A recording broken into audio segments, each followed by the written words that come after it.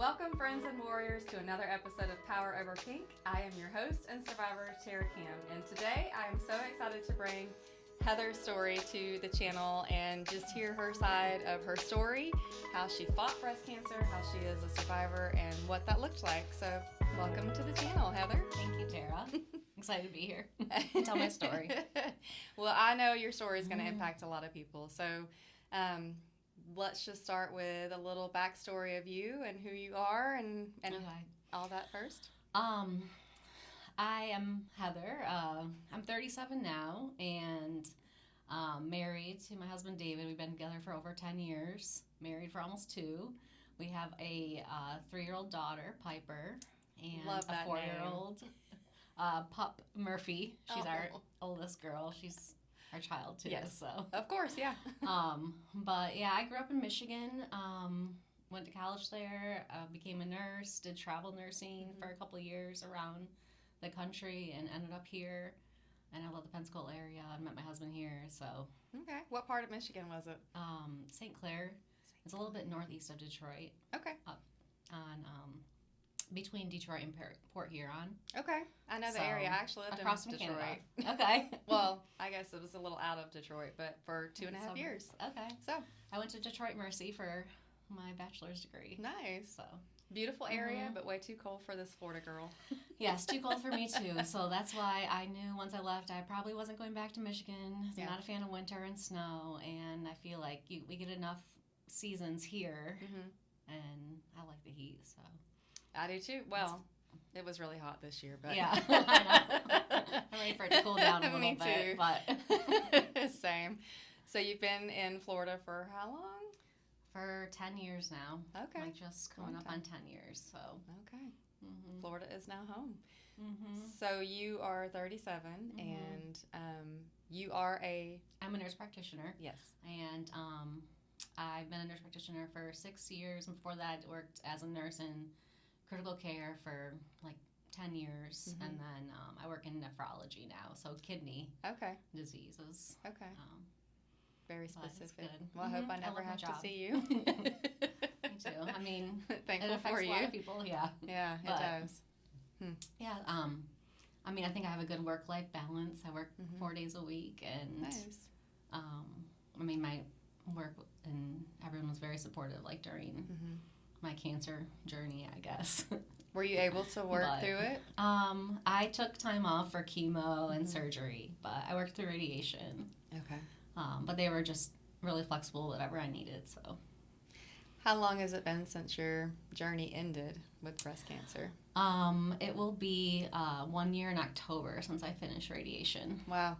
Congratulations. Thank you. I mean, October is kind of the month. I know. I think, I ended radiation October 6th. So I think, I don't know, it was good, I guess, to end during the month of October and be breast cancer awareness and, have the, to do the breast cancer walk at the end of the month with friends and family join me. And I think it just felt really good to be really supported during that month and be done with treatment. And it's almost like it's a lot of emotions. Have a party. Yes, I had a party. I had multiple parties. I love to have people over at our house and entertain and just have parties. So any reason, I'm like, me too. Yeah, I love that. When I finished chemo, we had a party. Okay. When I finished everything, I think we had a party. We just had a party for 1 year cancer free. Nice. So, yes, I like to celebrate it. Life is worth celebrating, Yes, and I think cancer gives you a whole new spin on that, right? Because we realize, definitely. Yeah. I read, I can't remember the book it was called, but it was written by a breast cancer survivor, and one thing that stuck with me from reading that was having cancer makes the important things more important and the unimportant things even less important. So I very feel much like, so. yes, definitely we're celebrating the good moments and even having a party for no reason at all. Right. Just to get Just together. to celebrate life. Yeah, exactly. I love it. I hope I get to come to some of your parties. Definitely. Especially if you have one in October. Well, let's just talk about your hair for a second, because your hair is growing back in, and it is so fabulous. Thank I you. love it. Thank you. I love it. I love it too. Yeah. I I just enjoyed keeping it short because I always loved when people could pull off like a short pixie cut, and I would just never do that. I always had long hair. When I was diagnosed with breast cancer, I think my hair was like down to here. Yeah. And when I found out I had to do chemo, I ended up cutting off like, I don't know, 12 inches and like donating it. Oh, wow. And cutting it to like here, which was pretty short for me, but I never had like this short of hair, so. I mean, it looks amazing. Thank you. Yeah, I wish, I sometimes think about cutting mine off again because I really loved it. I know, I'm like, I miss having a ponytail, but I'm like, I'm not ready to grow it out yet. No. I'm just going to enjoy it short. Honestly, that haircut really suits you, so Thank rock you. it for as long as you want to. Especially in the summer. I mean, it's been so hot. Great because I would just like throw it up anyway. Yeah. So. Well, if only we could all look as good as you with that hair. Thank you. All right, well, let's talk diagnosis and all of that. So how old were you when you got diagnosed? I was 35. December 2022 when I was like at my diagnosis. December 7th, that's when I got my biopsy results. So won't never forget that day. It's, crazy. Like so many dates like stick with you. But I will... one reason I wanted to share my story because I was diagnosed young, under 40. I wasn't not getting mammograms because I wasn't at the age yet. I have no family history, and I did all the genetic testing, which was negative. Okay. So, like, my grandparents had cancer. My grandfather had prostate cancer, and I had a grandma with melanoma and a grandma with multiple myeloma, blood type cancer. But no one had breast cancer. And so it wasn't even, like, on my mind ever. Right. And I had my daughter in July 2021. That was great. I breastfed her for a little over a year, and the whole time I'm kind of in the back of my mind, it's like, breastfeeding helps prevent breast cancer. You know, it's positive. So I just kind of had that in the back of my mind, like, breastfeeding's good, and I wanted to do it. For her benefit too, and, the bonding we had with it. And, luckily she was easy kind of to breastfeed, so it wasn't, like, hard for me. When I went back to work, I would pump, and nice. So I did that to maybe a little over a year. I remember it was, like, Labor Day weekend in 2022. It was, like, we were going on our first trip away from our daughter, and we were going to Key West with a couple friends, and I was pumping still a little bit, but she was kind of losing interest in breastfeeding. I was like, okay, do I bring my pump stuff with me or not? Right. And I ultimately decided not to, and I'm like, she's losing interest. I don't want to keep pumping, and I was just, like, not making that much more. So it was right around that time where I noticed I had a lump in my right breast, like right above the nipple, and it was hard, and I had some clogs like throughout breastfeeding, so I thought it was that. And right around that time she was still breastfeeding, and I was really since she was breastfeeding less and less, and I thought I was having a clog just because my milk was like drying up. Right. I didn't think anything of it. For those couple, like September, October, every now and then I would feel it in the shower, and I would notice it was still there, but I was still like leaking milk for like a few weeks and stuff, so I thought it was still just clogged. Yeah. And then my husband and I, we got married that October. We had a small wedding at the beach with our family, like just, it was great. It was like, we rented a beach house. We were all stayed out there. It was like his parents and brother and sister and our nephews, and then my parents and siblings and our daughter and our dog. And so we all stayed out there on the beach house and had a beach wedding, just really small. It was perfect for us. Yeah. But I remember, like, I'll never forget, like, just taking a shower, like, on our wedding day in the morning and still feeling it. And I'm like, okay, this has been here for almost 2 months now. I'm not breastfeeding for, almost 2 months. I don't know, a month and a half. So it just... I was kind of like, what's going on? But I didn't think anything of it. I never would have a million years thought breast cancer. Right. But the week after that, I was somehow really early for work. Like, I'm never early for anything. I'm like, on time for me is like 5 minutes late. So so I don't know why I was so early, but I stopped at Starbucks to get coffee on the way in, and I was sitting there in the parking lot, and I just like sent a message to my OBGYN because, when you have a baby, when you're pregnant, you see them so much during your pregnancy. So it's like you get to know them and they get to know you. And I had my yearly coming up like a few months from then, but I was like, hey, just sent a message, like, I have this lump in my breast. I finished breastfeeding a couple months ago. Like, it's not painful, it's not hot. It's not like mastitis or anything. I'm not having any other changes, like being a nurse practitioner, even like looking online, like changes or discharge or something. Right. Like, I had nothing on the outside. Like, you couldn't even see the lump with just looking. So I don't know. I don't know what made me message them, but that day I just had some extra time, and I'm like, you know what? I'll send a message. They called me that day. They said they come in for an exam like the following week, and then so I went to see my doctor, and so she just did a breast exam and was like, yeah, like, there's something there. You need a mammogram and ultrasound, and then that's kind of when I like cried for the first time because I guess that made it a little more real that there could be something wrong, and I was ready for her just to say like, no, it's nothing, it's from breastfeeding or something, right? Or like, I don't know what, but something, just normal. But so she's like, and I want to send you to a surgeon because anytime I find a woman with something like that, like even if it ends up being benign, like I still want you to see a surgeon. So she set me up with all that, and it was the beginning of November, so it was right before Thanksgiving, and I remember the tech called me to set up the mammogram and ultrasound, and that was, a week, it was the week of Thanksgiving, like, excuse me, her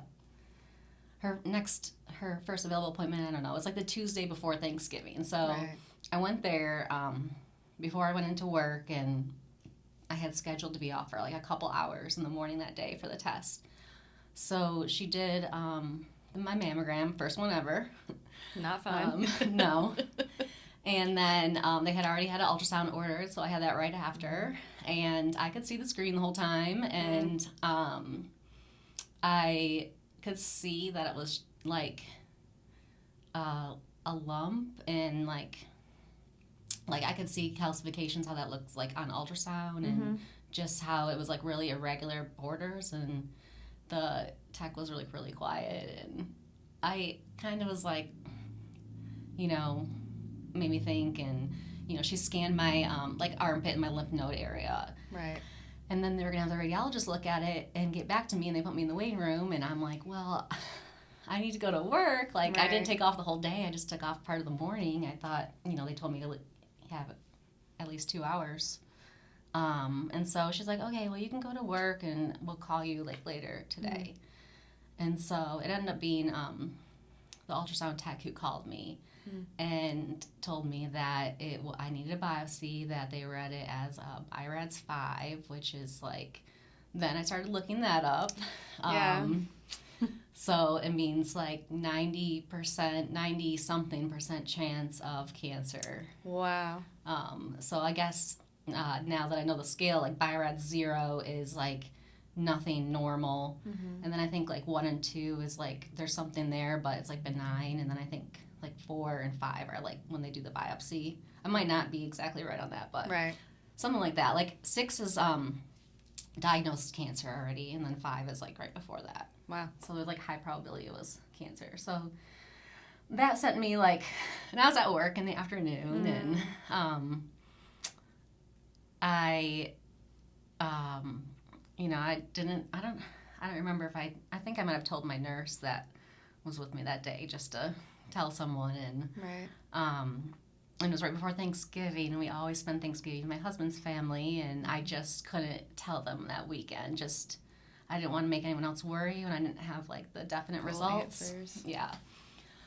But I did a lot of Googling, and that was not helpful. So it's never helpful. Don't even do it. as a provider. Yes. You're going in educated, and it's I know. still. I know. And so I was looking for like research studies and like websites that were legit. Not like Wikipedia or stuff, but like don't Google because it literally is not helpful. But I just after sitting with it for that week, they scheduled my biopsy for December 5th. So I think it would ended up being like 2 weeks later. Mm-hmm. So by the time I got the biopsy, was getting it, I like knew that it was cancer. I just just knew it. So when I went to have, they scheduled my biopsy at Ann Baracco, and like that, the center is very great there. I mean, they're for, mammograms and breast center and stuff.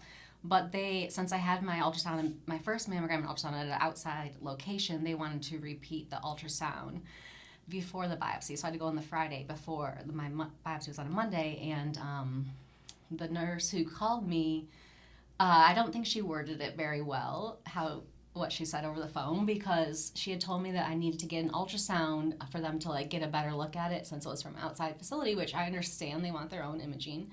But she told me, they need to see, like, if it's really something there, if you need a biopsy or not. And I'm just like, no, I'm getting a biopsy. Like, I can feel the slump, so I will find someone to do it. Maybe if it's you or not. Yeah. So at that point, I was like, no, I'm getting a biopsy. Yeah. So, and I think she really should have said, like, we just want to get better imaging, like, at our location before, the doctor wants to see it there before she does the biopsy. Right. Not like not so dismissive. So, yeah. Or, I agree. Not better like wording.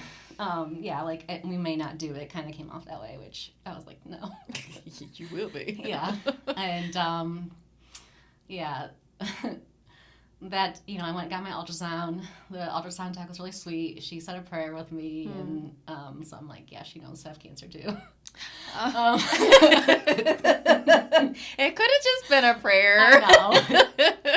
But in those, we are looking for signs the whole step of the way. Yeah, so. I know. Once you start, like, once I started, like, down that pathway of all this imaging, which, by the way, like, it never stops. Right. I just knew, and, just watching them, how they do their, do the work and stuff. But, so I ended up having my biopsy that Monday. I think I went by myself. I honestly can't remember if my husband came to the biopsy or just the results visit, but he may have been there. I don't know. He's been very supportive. He comes to every appointment, especially in the beginning, and anytime I tell him I want him there, he's there. That's awesome. So I don't want to say, like, no, he wasn't if he wasn't there that day. It's kind of a blur. But, so I went and had my biopsy. Like, the other thing that made me mad, so there's 2 radiologists there, and I think one read my ultrasound that they did on that Friday before, and they had recommended biopsying one lymph node in my armpit that looked suspicious. Well, I got to my biopsy on Monday, and they couldn't find it. They did the ultrasound during and before the biopsy, and they didn't see anything to biopsy that lymph node there. So she just did the breast lump biopsy, and when I went back that Wednesday, they get the results, within 24 to 48 hours, and you go sit in a little room, and the breast cancer navigator's there, and so you already know. My husband was with me, and they told me, like, it came back positive, you have breast cancer, and I was like, okay, like, I already do that. Like, I kind of just like, okay, let's just, start the treatment. What's next? I was kind of like, I'm ready to just dive in, like, start treatment right away. And it was right before Christmas, so nothing happens fast. Nothing happens very fast in the medical field anyway. Nope. Especially with, like, waiting for insurance approval on a lot of things. Right. And all that. But, so my husband, I think, was more upset during the results than I was, just because I already knew in my mind that it was cancer. Yeah. But I was able to get in, work in the medical field, and I worked in the hospital for a while before I worked outpatient, so I knew the doctors and the oncologist. And so I was able to get in with Dr. Aldawi, who's one of my top choices. He's amazing, and he ended up moving away. I've heard, yes. So, but yeah, I'm so glad I was able to see him in the beginning and just help with everything and give me some, like a calming presence, like, you're going to be okay. Right. And then a couple days after that, I already had an appointment with a surgeon that I knew just from working with her, and but I think I saw her like that week, like the day or two after, and this is all through Sacred Heart System, but she didn't have the results of the biopsy, so she didn't know I even had a biopsy or that I came back positive for cancer. So I had to tell her that when I went in. Okay. So I mean, I know we were talking earlier about the medical field and stuff, and even within the same system, sometimes things don't get passed on to the right person. Right. And I only had my appointment with her that quickly because my OBGYN had referred me earlier to her. Okay. So I met with her and we talked about surgery options, but she also agreed that I had like a suspicious lymph node, and she ordered an MRI, more specific than the ultrasound and mammogram. Yeah. And so I ended up getting like bilateral breast MRI, which is super uncomfortable. Yeah, I've had many. I hate those things. You have to lay on your stomach with like the hard plate in between your breasts. It hurts so bad. Takes like an hour. My arms are numb. Yeah. I can't feel my fingers. And it's so loud. So and awful. it's like constantly like the worst noises. But yeah. So luckily she was able to get that ordered, and I went for that, and they said like there's still one lymph node that was suspicious, so then they sent me back to get that biopsied, which I had that biopsied, but that came back negative when I had it done at Ambaraco. And then when I met with Dr. Aldawi the first time, and just talking with like friends in the medical field, my family, and being so young, and I decided that I wanted to get a second opinion. I went to MD Anderson. Okay.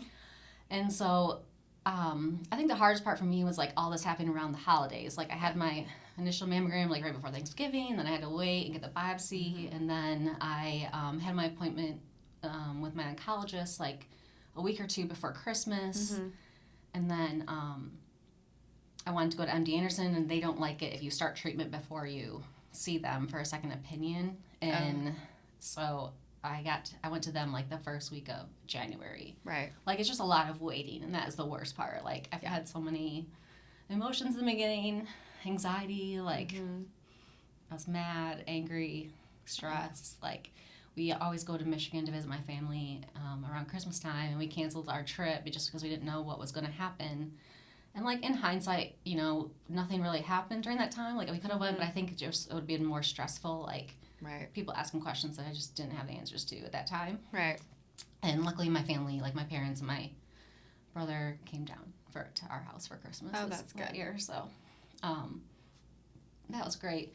So when I went to MD Anderson, I had to bring like all my records and, you know, disc stuff, imaging, and I didn't realize this at the time, but they want to do all their own stuff, which I understand. So like my first visit there was like another mammogram, another ultrasound, and they, you know, I had the mammogram and the ultrasound like a separate room, and then they have a radiologist like kind of like behind the door that looks at everything right away. And so she also said the lymph node that they've been talking about this whole time was like suspicious. And she said when they do the biopsy, they always put a clip in to mark the spot. And so she saw the clip from where I had my lymph node biopsy that came back negative, and she said it was near where the lymph node that she was looking at, but it wasn't like exactly there, so she couldn't tell if it was biopsied that lymph node that she thought was concerning, and she wanted to repeat it. And so I was like, yeah, like I'm here. Let's do it. Like whatever I need to do. I mean, MD Anderson's like amazing place, you know, all treats just cancer only, and they have pathology that literally comes up to the room and like makes a slide like as they're doing the procedure. Wow. And so and you get the results like the same day. Wow. So I had all the imaging appointments and like blood work one day, and then the next day I had a visit with the oncologist and the surgeon there. So by the next day when I had my appointment, they had already got the results back, and the biopsy there came back positive. And so that really, like, I guess solidified the plan that I needed chemo first. Yeah. Because my tumor, they couldn't tell if it was 1 or 2 next to each other on imaging, and it was like altogether about like 5.5 centimeters. So they said because of the size, they thought I would need chemo first, like when I met with the doctors in Pensacola, but when they found the lymph node was positive. They said definitely he did chemo for their age and everything. So the oncologist there, I mean, they had the same plan as far as chemo. I did the AC and Taxol, so the Red Devil. The big guns. Yeah. And so that's what I started with, and I came back to Pensacola, got my port put in like the next week, and then started chemo. Of course, I go into my oncologist appointment like the day after I get my port put in, expecting to start chemo that day, and then they're like, "Oh, my insurance hadn't approved it yet." It was like, you need prior authorization for everything, and I just deal with that like constantly, daily. yeah. But yeah, so I guess it wasn't approved yet. I ended up coming back 2 days later to start. But I'm because you're just geared like, up mentally. Yes, like, I was mentally ready. I had like a bag with me and everything, and they're like, "I know you're ready today," but like, I couldn't start that day, and it wasn't prepared and everything. So came back 2 days later and got my first treatment, and I don't know, AC was rough for me. The adriamycin, the Red Devil is they told me like a 4 out of 5 on the nausea and vomiting. They give you like at least I got Emen, which is like a newer drug that's supposed to prevent nausea and vomiting for 3 days.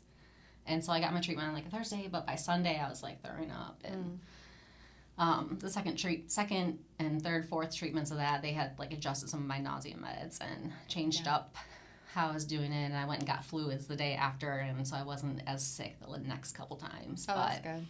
Luckily, for my mom, like I had taken off work. My mom came and stayed with us, helped take care of our daughter, and I stayed in bed for a couple days until I felt better, and just like, but it was like miserable. Like I described to people like the worst hangover ever for like 3 to 5 days. Wow. And no fun. No. I've heard, I mean, they call it a devil for a reason. Yeah. Yeah. So, and then like the cyclophosphamide is the C. That one made everything taste like metallic. Like my taste was, nothing tasted good. I want to eat anything except for like broth and mashed potatoes. Yeah. I think people don't talk about that, how it affects your taste. I couldn't taste anything the entire time I was on chemo. I didn't do and I mean, a lot of people like tips where, don't use metal silverware or metal cups, but yeah, everything, the taste was off. Plus I definitely didn't want meat. Like, I'm a coffee drinker, but I couldn't drink coffee. Like, I still can't, like, barely drink. I used to drink black coffee, like, 2 or 3 cups a day. Yeah. Now I'm just like, now I got a little something in it. But yeah, even in the morning, I used to just, like, wake up and have a cup of coffee and, like, work out on an empty stomach. And I can't do that anymore. But it changes, like, the way you look at food. And a good advice I think that one of the nurses gave me in the beginning was don't eat something that you really like right after chemo. Smart. That is very smart, because then you will hate it. You will never want it again. I'll be like, let me have some chocolate cake, so maybe then I won't eat it. Yeah. Yeah, that's good advice. So how many rounds of chemo did you have to do? I did 16. So I did 4 AC. That was every other week.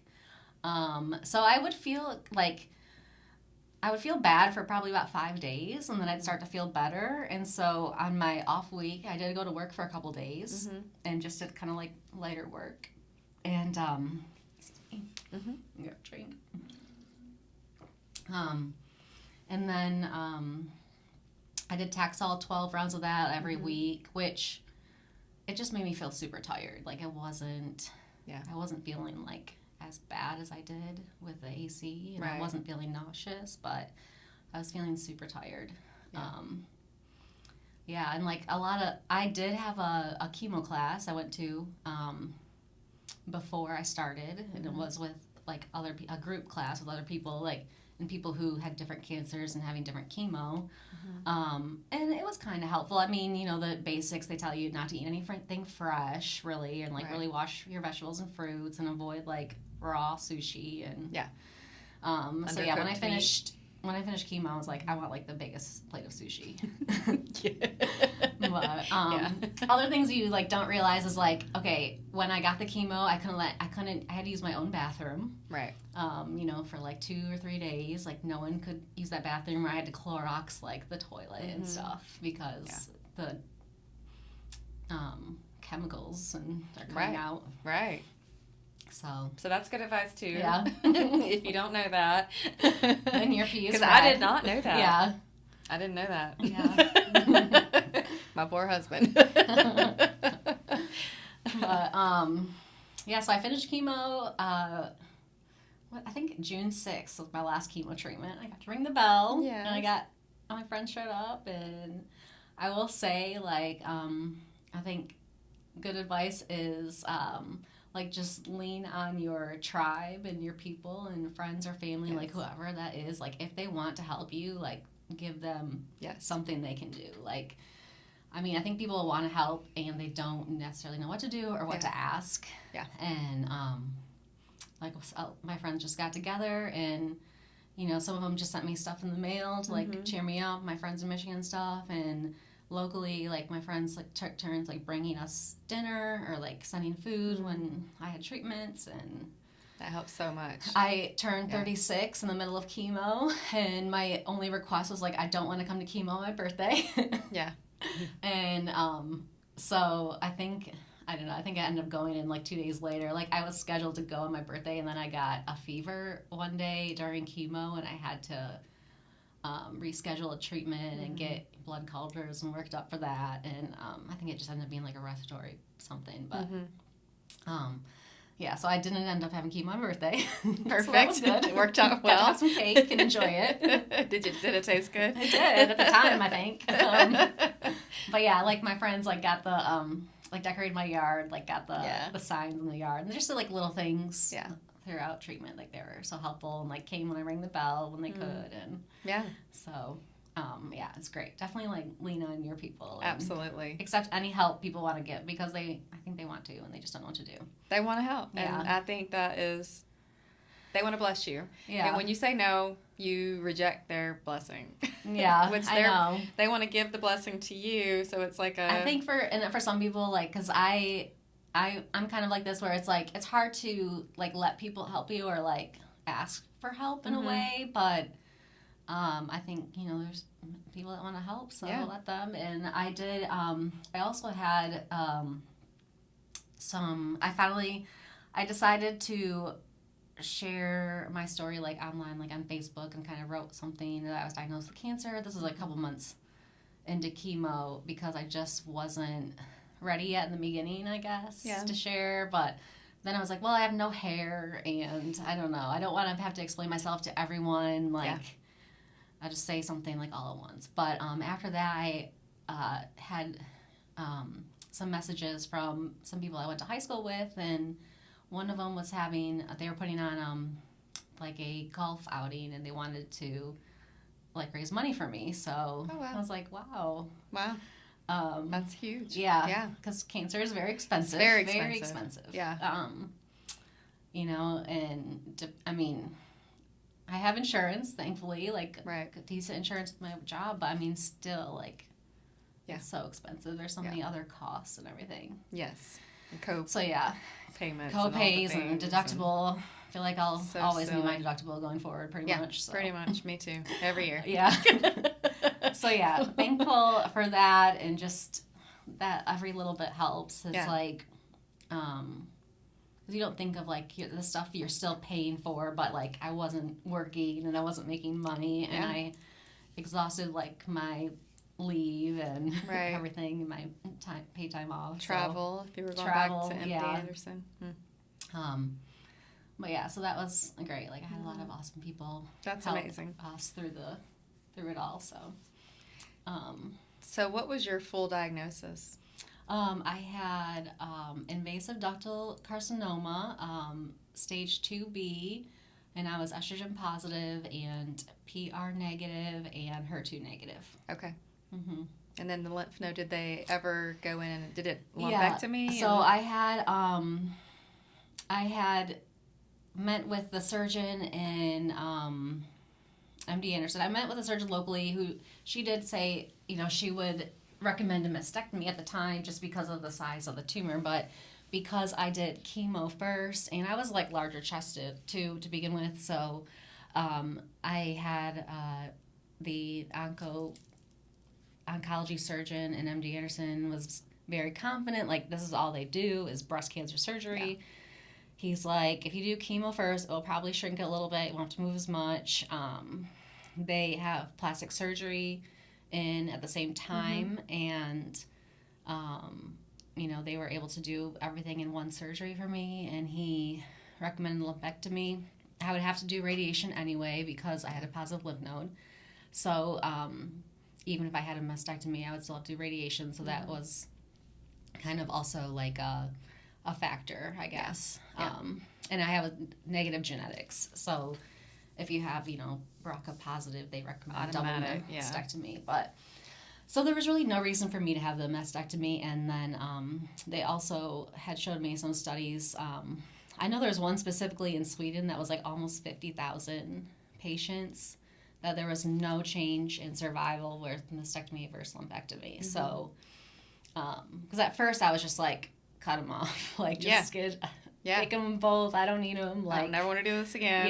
Yeah. But after calming down and thinking about it and talking to the specialist and everything, I'm like, okay, like lumpectomy sounds like the best for me. I would also need the lymph node dissection because the positive lymph node. Yeah. And then I met with the plastic surgeon there who they basically, use the same. So I had bilateral lift as well, and they use the same incision for the lumpectomy. So besides my lymph node dissection scar that's like over here, I don't have any other scars besides like the lift scars in my port. So that's amazing. I had a really good experience there with the surgery. Like they were awesome. So I went in after I finished chemo in June. I had to go back to MD Anderson a couple more times to meet with the surgeon and the plastic surgeon again. And they did some more imaging and got their plan together. And then I had surgery July 13th. So I count that as like, that's my cancer-free day because when they take everything out and they run the pathology, they tell you like how much cancer was left and what chemo did or whatever. So they totally thought I was going to have like a total lymph node dissection on the right where they would like take all my lymph nodes. They said if the one was still positive, they were taking all of them. So when I went in for surgery and they found that it was negative. That's huge.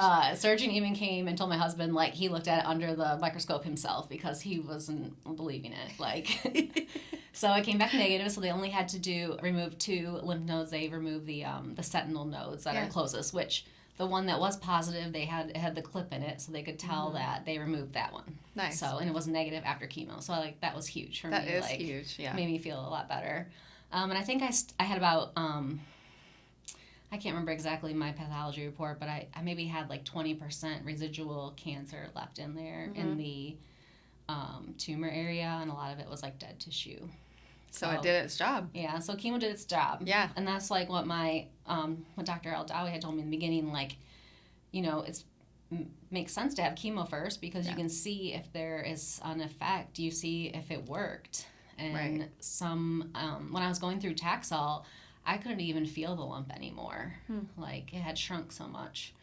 And so, I mean, and some people have surgery first, which, I learned that there are so many different types of breast cancer and so many, like every person's, it can have a different plan and different treatment and like, you got to do what's best for you. But I'm glad I did chemo first and like, it totally makes sense. You can see that it worked when you have surgery and see that, my lymph node was negative and which is huge because you still like in the back of your mind you're like, but did it go further? You know what I mean? Yeah, did it go further? I know. Right. So then knowing that it worked. I always think like I don't know, like thank God for my daughter because we wanted to have children and we weren't like trying to have her. She was like a surprise, but a very good surprise and a blessing.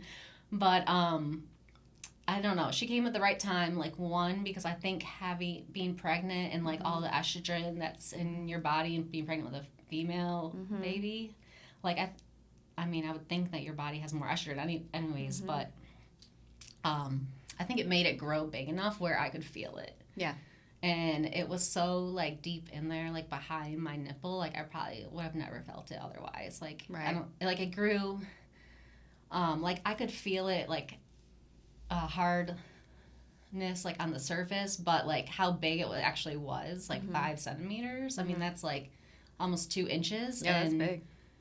I mean, I never would have felt it, I guess. Like, I don't think I would have felt it if it wasn't, like, I didn't have her at that time and everything.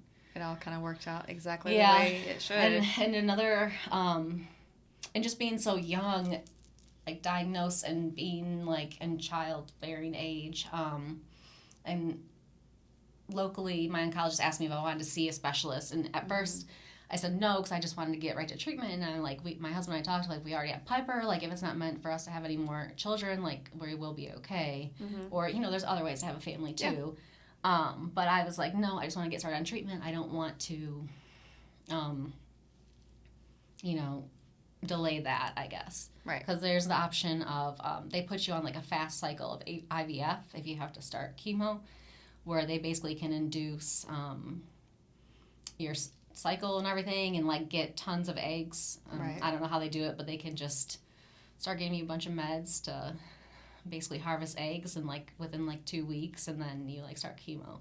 Wow. I thought it would take longer than that, but I met with the fertility endocrinologist specialist at MD Anderson, and she explained that like, yeah, it's like a fast cycle. They try to get as much as they can, and then because she also said, you know, if we wanted to save eggs or embryos, like we could do it that way, which, you know, that's not covered by insurance. So that's another huge cost, like for people who want to do that. And I think, I know I've heard of like the Livestrong Foundation will help cover those costs for cancer survivors. Yeah. That's huge. But, so we decided not to go that route, but it was good. Like, I mean, I do agree that anyone young, like under 40 or still thinking of having kids, should definitely meet with someone like that. That should be talked about. Yeah, definitely talked about. Yeah. But yeah, I think it just, you know, God or there's higher power that is like in control, and we had Piper first, like unexpected, but it worked out for us. So. It does. It works out. It's thankful for Piper. Yes, so thankful for her. But I don't even know what else I was going to say. I just kind of went off on that. But yeah, just that's perfect timing. Yeah. I mean, I don't know. I can't explain it. Well, I mean, you don't need to. I think you said it. Yeah. God has a way. And that's truly, it's just, I have a question though, like around about what would the cost of that look like? Since you didn't do it, did they give you like an idea? Yeah, I think it's around like $5,000 or $6,000. Okay. And I think because you have to pay for the medications like injections and pills, you know, to induce your cycle, and then you know the harvesting of the eggs, and then you have to pay for storing the eggs. You have to pay for them to make embryos if you wanted. So another option they the fertility specialist talked about in MD Anderson was like having an egg donor. Like if I chose not to save my own eggs, but I couldn't,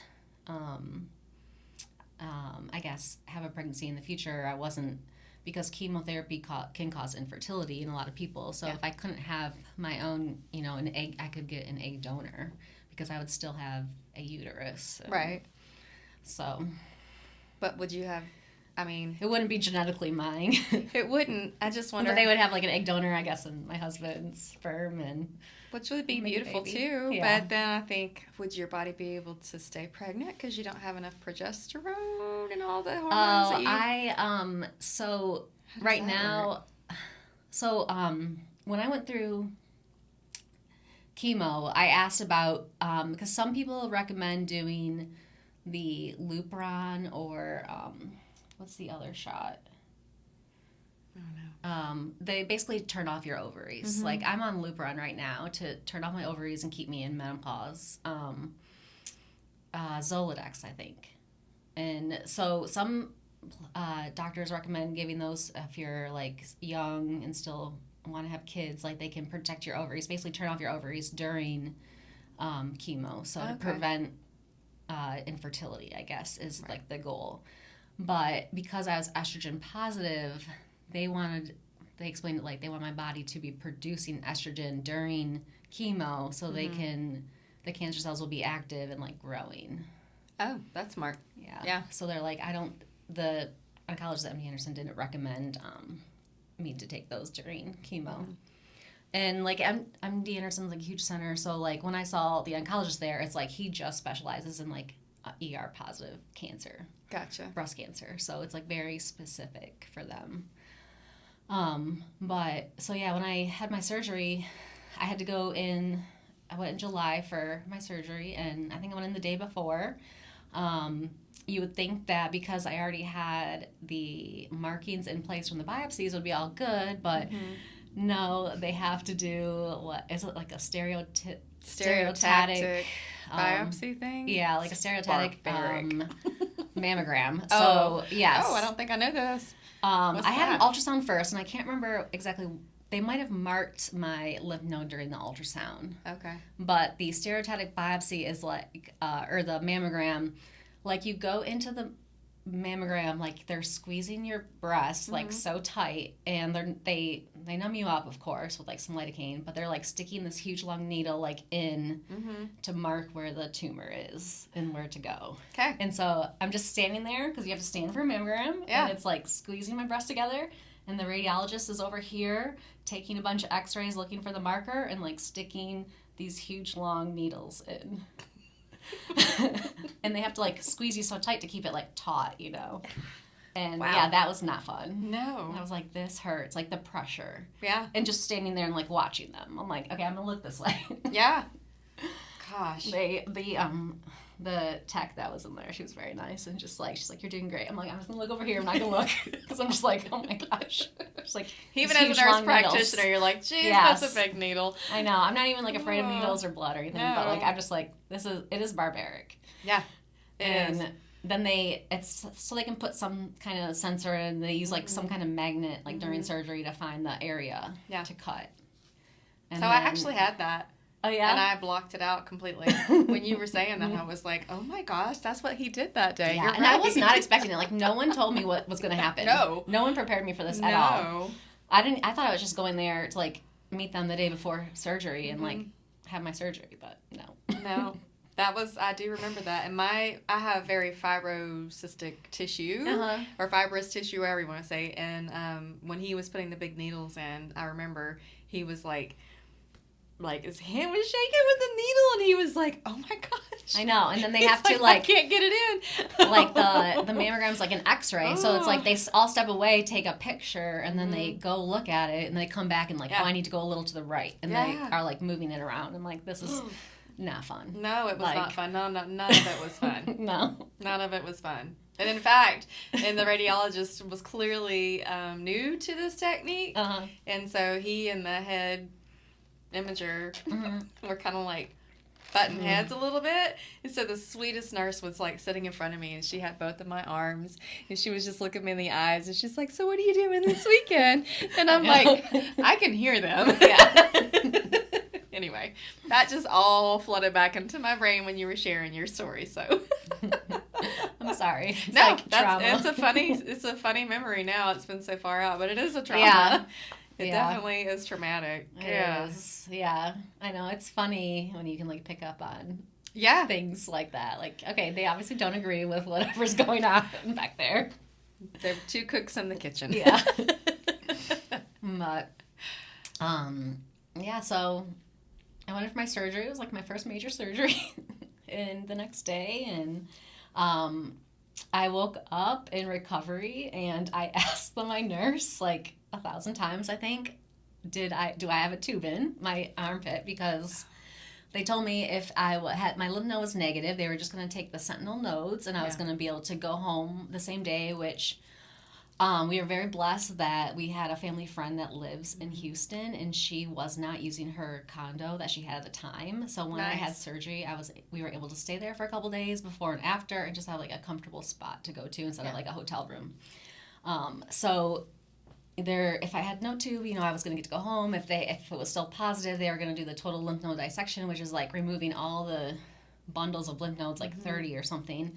And then, like, you are at risk for lymphedema and everything. So I was like, I really didn't want that. Yeah. So I was praying so hard, like, it would be negative. And and if it was positive, I was going to wake up with like a drain in my armpit and I have to stay the night in the hospital. And so as soon as I like woke up, I was like, do I have a drain? Is there a tube? Do I have a drain? Is there a tube in my arm? I think I asked him like literally 5 times because I was just like coming out of anesthesia, and like then it was like painful. So then he was giving me some pain meds and stuff, and he's like, no, there's no drain. Are you sure? Yeah.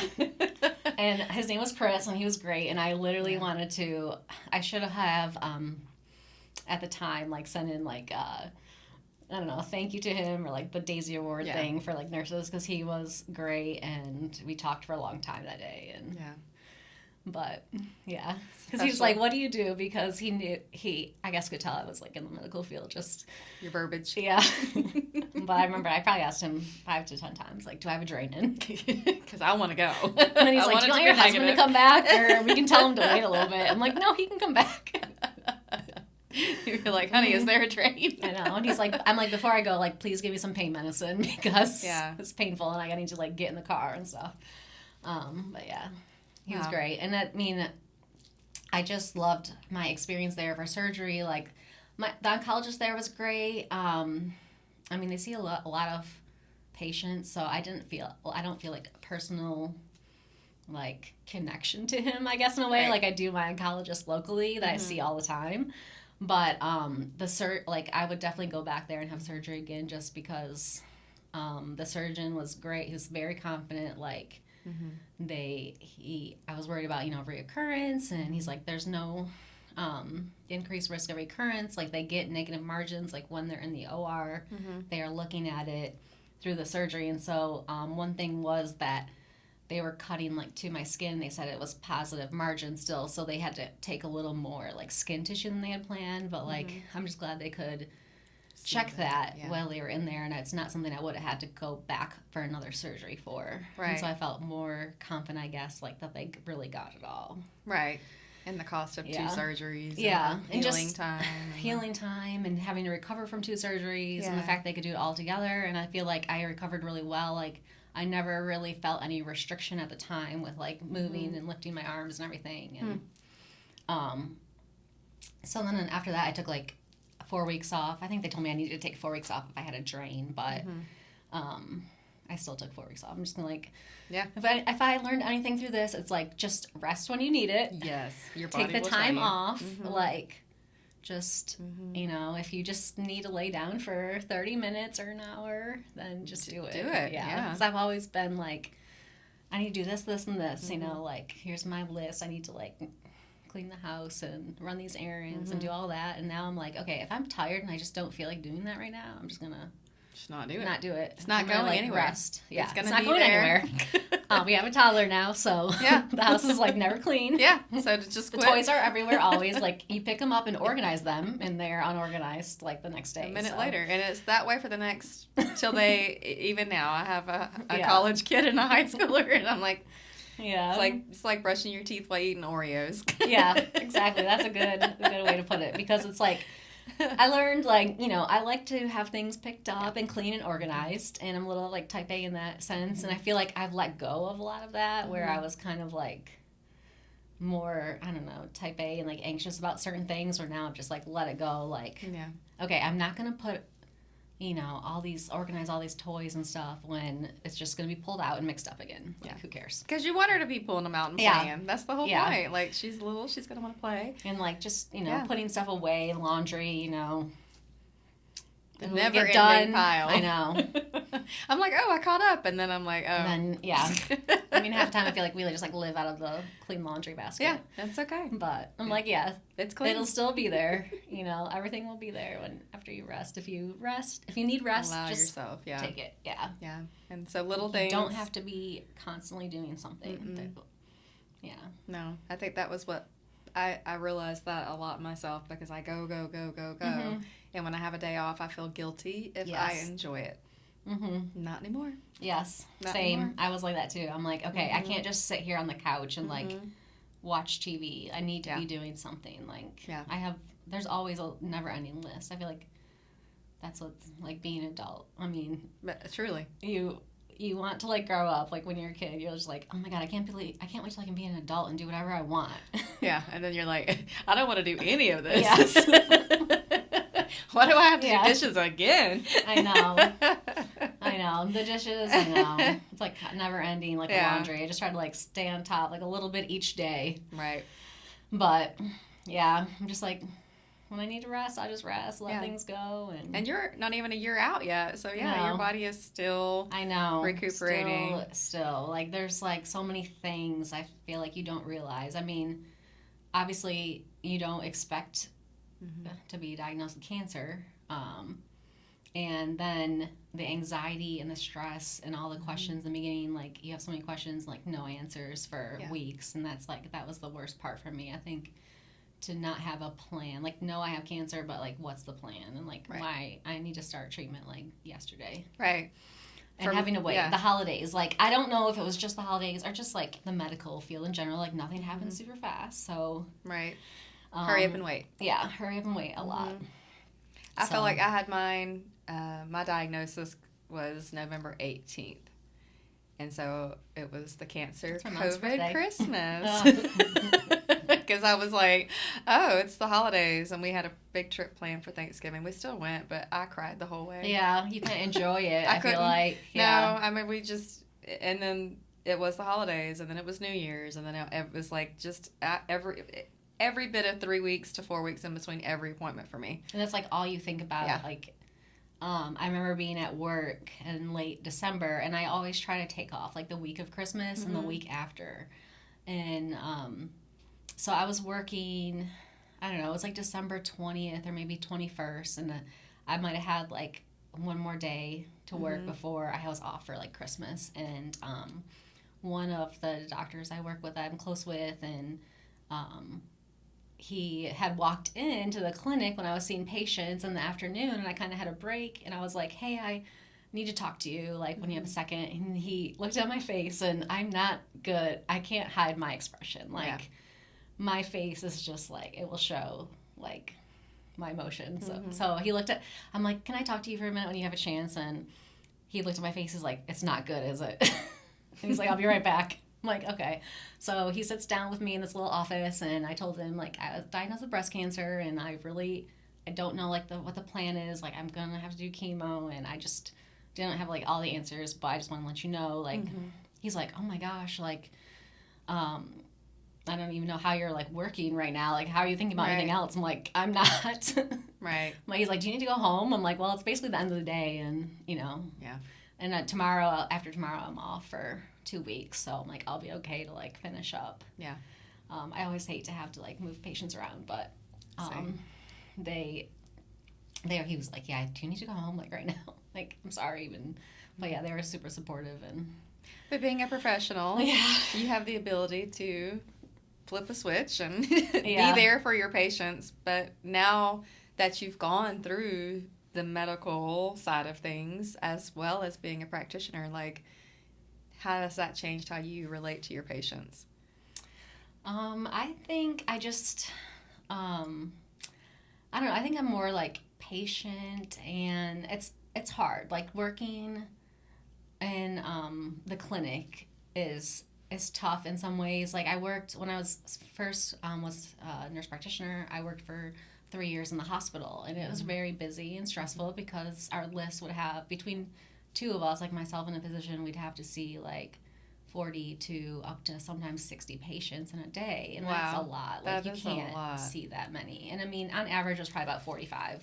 But like during COVID and stuff, like I was pregnant with Piper during COVID when everything was crazy and people were very sick, and at times we had like 65 patients, and it was like not doable, and it was stressful. And I told them, like, after I have Piper, I'm like, I was working 7 on, 7 off, and I loved that schedule for being, just having my free time, and it was great. But like I knew with like an infant and a small child, I couldn't do it. So I told them early enough, like, I found a replacement, and she's great and still there.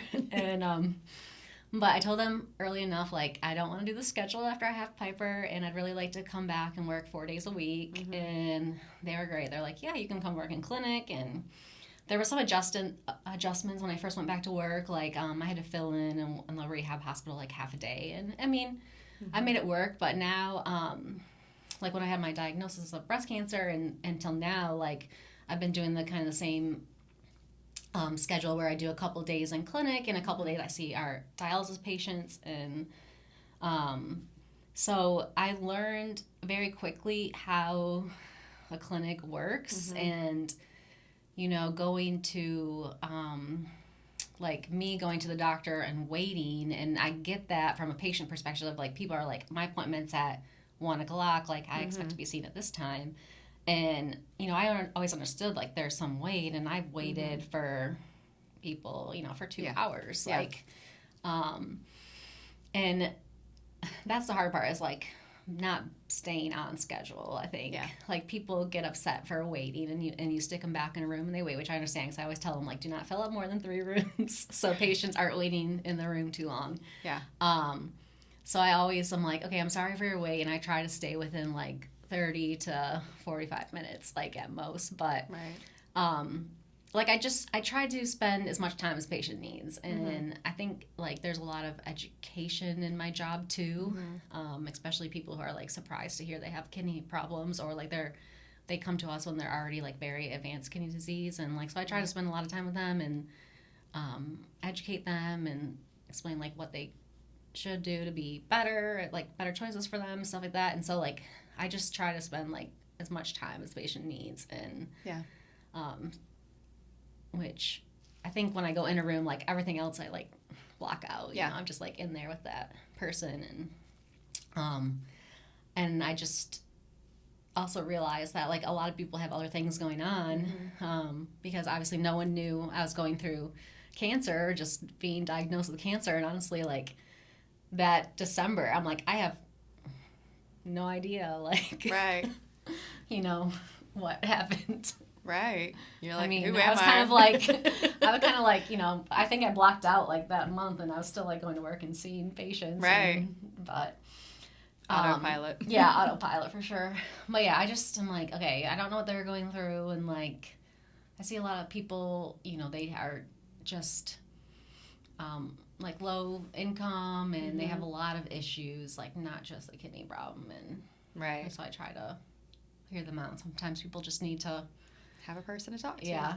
Like, spill everything. And sometimes I'm like, okay, I'm going to be the therapist today. Like, just is how it's going to be. But I just, I feel like as a provider and who has seen, you know, I've been the patient, and I've gone to multiple doctors. Like, you know, somewhat, you can kind of have a feeling like if you like that person or don't real quick, like, you know, you want to have a good relationship with your provider, and especially, like, going through cancer, and you see your oncologist all the time and forever. Like, never gonna get rid of them. I finally got on every 3 months visits instead of every month. Okay. But no, I don't know. I mean, we're all, like, human, and sometimes people just need someone to listen to them. And truly, I know, as on the provider side, it is hard because you do have so many patients waiting. So just balancing that is probably... Sometimes it's hard. And luckily, I work for a company that is, like, physician owned, and it's not a corporation owned, where we're being forced to, like, meet certain outcomes and see so many patients in a day. Like, I don't have to meet a certain quota, which is good. So... I don't know, I just, you know, go in there, I'm like, I'm trying my best every day with however many patients I have on my schedule, and, like, I just want to do whatever the patient needs and make them feel like, you know, they got what they needed from the visit, and not, like, dismiss anyone in any way. And their stuff, so. That's important. That's important. I think it just made me listen better. To be heard. Yeah. You know what it feels like to be heard. When you share yours and the doctor takes it in and listens, it makes you have more trust in your team. Yeah, for sure.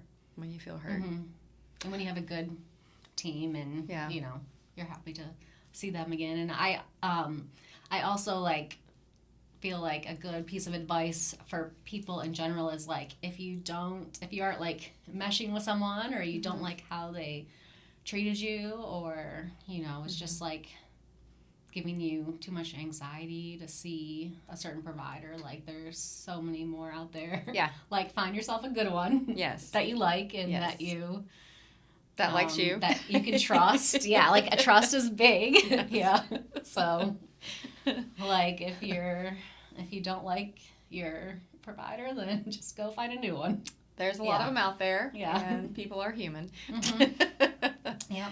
Well, what about radiation? You didn't say how many you had to do. I had to do 30 treatments. So I did 25, I guess, where they do like the whole, so for radiation, because I had one positive lymph node, this dang positive lymph node's like forever going to haunt me. Yeah.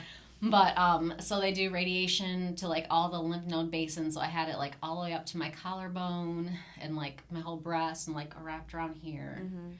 So 25 full treatments of that, and then I had 5 like boost treatments that like go right to the tumor area. I had the same thing, but 33 for whatever reason. But yeah. So I just heard a patient I saw yesterday at work. I'm a dental hygienist, so I have patients too, not quite the same. But she was telling me she's a survivor, and she had gone to MD Anderson as well. And she said that she was stage 1. So she didn't have to do the chemo, and they caught it really early, but they did something called brachy radiation. And I was like, say that again? And so it's a catheter radiation they can do now, where it's targeted specifically to the area. And I'm like, I will have to look that up. So I wrote it down because I want to do some research on it. Yeah.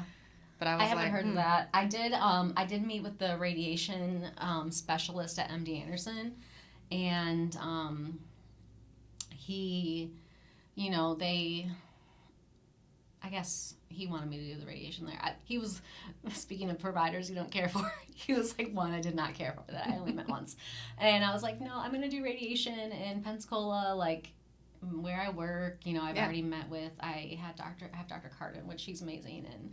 And so I'm like, I'm not going to live here for 6 weeks to do radiation. Because I asked him, like, is there anything different? Like, yes, I would do it there if there was like a specialized type of radiation. And at the time I had researched, they can do, I think it's like proton radiation. So they can do that there, which is more specific to the area. But because I had right-sided breast cancer, they don't use it for that type of cancer. And I guess if you have a left-sided breast cancer, they're more at risk for getting the heart tissue. Yeah.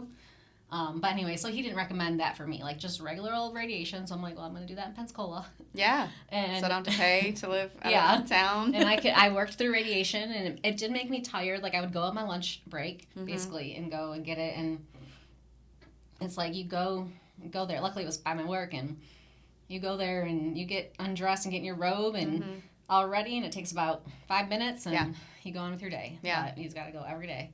But yeah, I would get tired in the afternoon. Yeah. Definitely. Like I would come home and I'd get home and pick up my daughter at like 5, and I'd be like falling asleep on the couch. Yeah. Like it zaps you. Yeah. It just zaps your energy.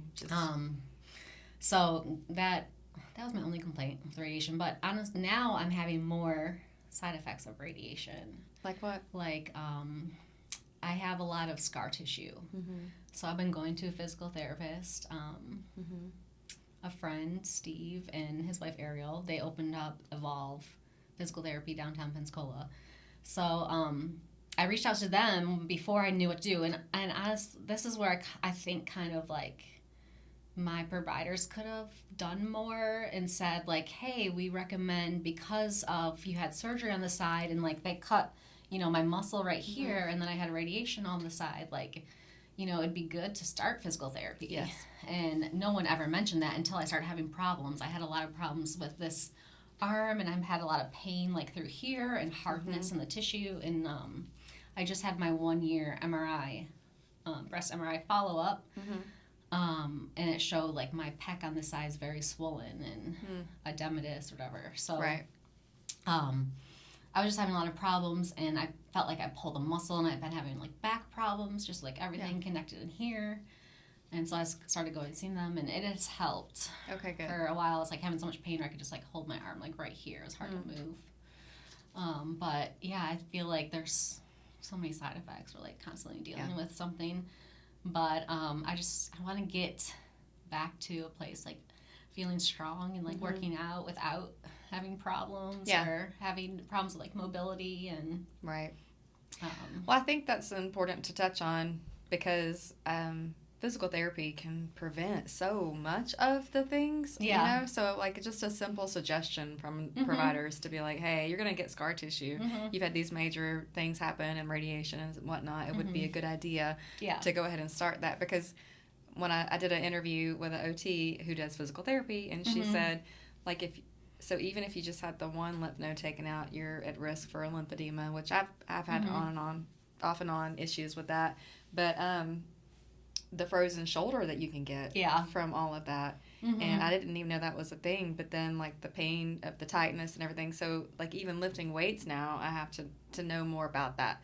So if I had just jumped back in thinking, oh, I'm so far out now and I'm fine, and then I could actually hurt myself. So I do feel like that definitely needs to be more prevalent of a topic. I think, I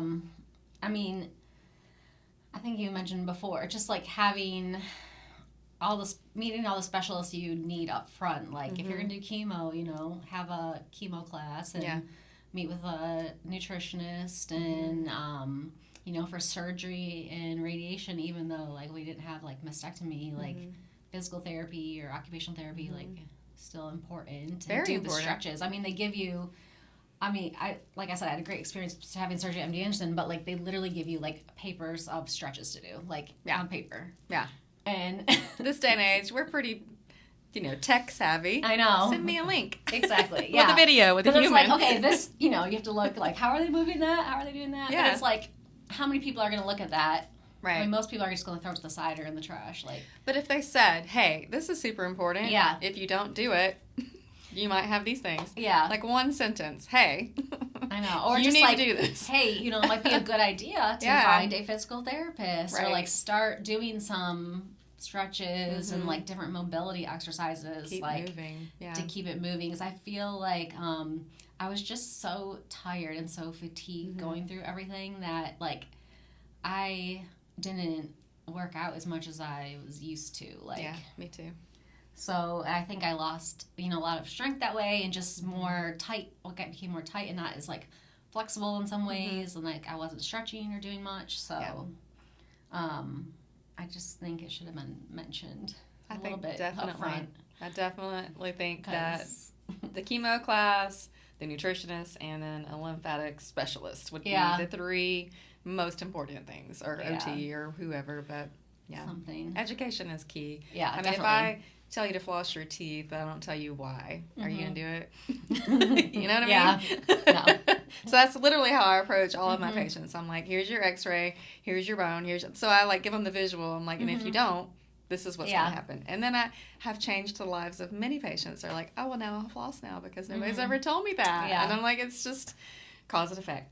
Yeah, definitely. I mean, like, even in my job, I'm like, I feel like the more you know, I mean, the better they do. Like, yeah, because they don't know. They need the knowledge. Yeah, knowledge is everything. So, yeah, so I'm still working on that. I mean, I felt like I finished radiation around October 6th, I think. I can't remember the exact date, but sometime in October, finished radiation. And then right after that, you know, I had to start taking, like, hormone blockers for being estrogen positive, which I've been told 5 to 10 years for those, like, nothing more specific than that. You know, I think it's always been 5 years, but now with more young people being diagnosed or whatever, they're saying 10. So I guess we'll see when the time comes. Mine was 10 for sure. But so I started exemestane, the aromatase inhibitor, and I started on Zoladex, like, monthly injections to shut off my ovaries. So because the aromatase inhibitors you can only take if you're menopausal. And then I also started Verzenio twice a day. That is a targeted therapy. They call it, like, CDK4/6 inhibitor. It's not a chemo pill, but it is, like, the side effects are, I think, this similar to chemo. So, like, most common is diarrhea, like nausea, vomiting, all the GI side effects, and then, like, low counts. Like, for the first 6 to 8 months on it, my white count was still low, like 2 or 3, and my red blood cells were a little bit low too. So now they've come up, but all of that to say, like, it's taken, like, 8 months basically from stopping treatment and, like, getting on the meds to, like, feel somewhat normal again. Yeah. Like, fatigue has been like my biggest complaint. And I used to get up at like 4:30, have a cup of coffee, do my workout, shower, get ready for work. And now I'm like, I could sleep until 9 every day if I could. Yeah, because your body probably needs it. Yeah. If I had the chance to sleep until like 9, I would. But I try, I mean, it's hard with a little one to go to bed early because it's like I got to get her to bed, and then I got stuff to do once she goes to bed. And, you know, and it's hard because it's like, that's our free time. And but also I'm like, I just want to go to the bed because I'm so tired, and I know if I want to get up early, I need to go to bed early. How long do you have to take that medicine?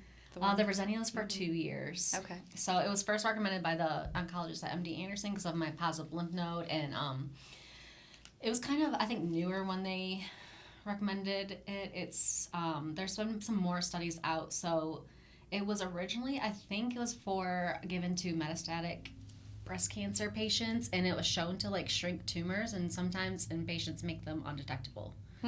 And then they started it for estrogen positive, or for hormone positive, HER2 negative breast cancer, high risk if reoccurrence. So it's like for early stage breast cancer with high risk. So I think the criteria was like your tumor had to be a certain size, like over 5 centimeters, plus like a high Ki 67%, which means like the higher the percentage, the higher the cancer is spreading and like growing and dividing. And then on the biopsy, they do like grade 1 through 3, and I think like a higher grade is more. Yeah, I'm a 3. Go big or go home. Yeah, I think I was like, mine said like 2-3 or something. You know, like more high risk.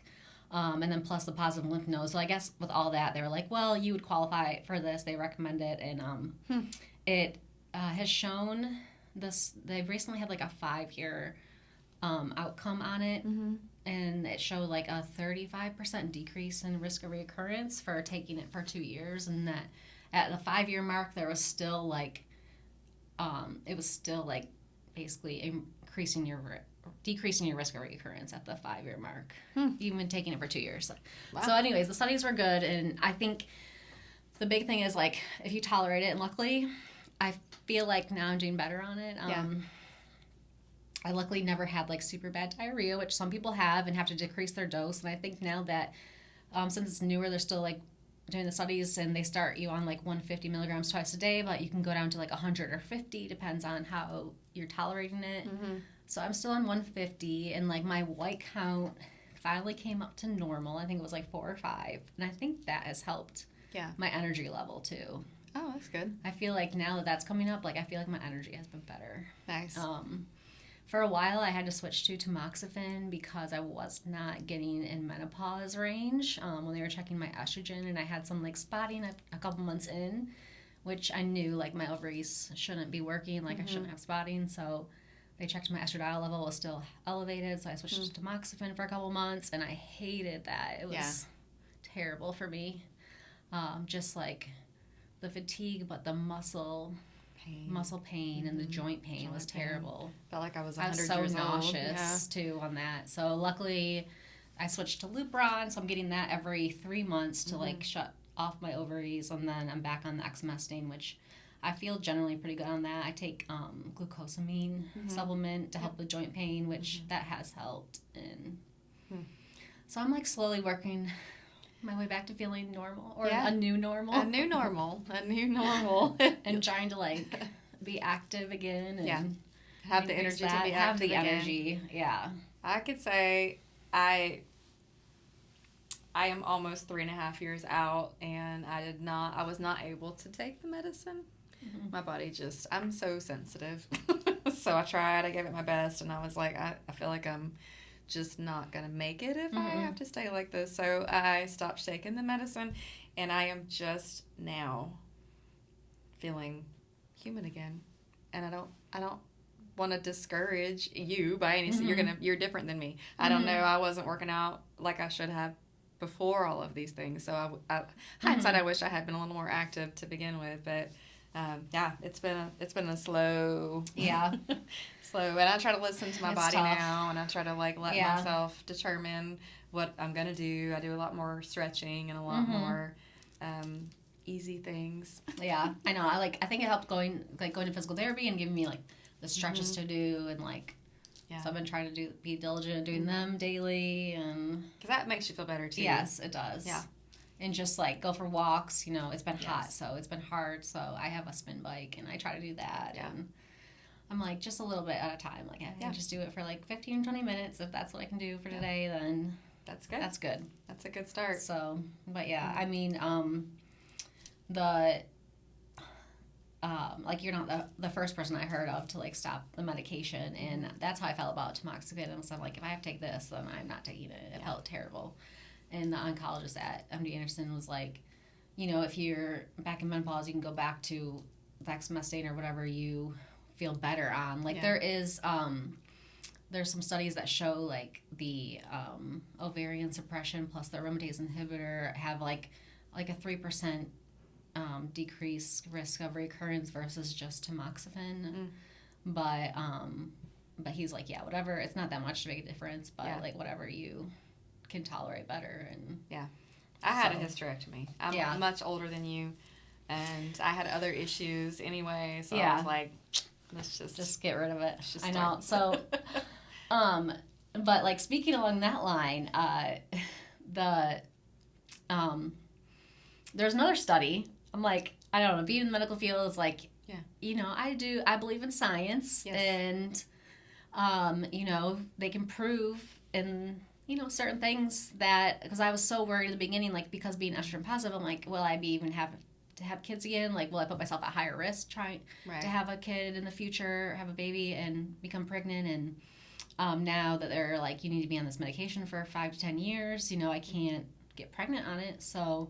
But there's like a study called the POSITIVE study that they followed hormone positive breast cancer patients for so many years. They were able to stop their hormone blockers after 2 years and take a break, get pregnant, and then go back on it. I think they were given like a 1 to 2 year time frame to get pregnant, have their baby, you know, breastfeed if they wanted that option, and then go back on their medication. And they showed that there was no increased risk of recurrence. Wow.